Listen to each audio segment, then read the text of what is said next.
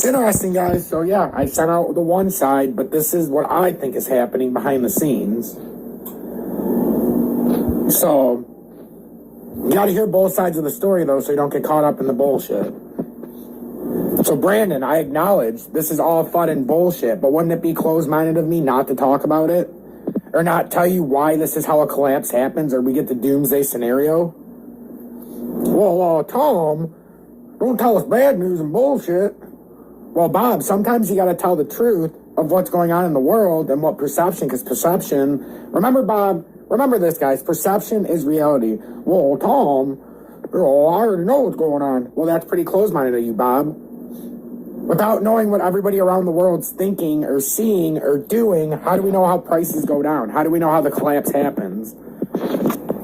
That's how we know. We have to stay in tune. We can't let anything go. Guys, I don't talk politics because whether you're on the left or right, you're both morons.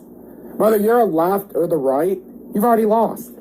I don't need to tell you you're a moron for being a Democrat or a moron for being a Republican. If you identify with one class or the other, you're a moron. Because then you let the government win by, they divide you. What you need to understand is they're both corrupt. Both sides are corrupt.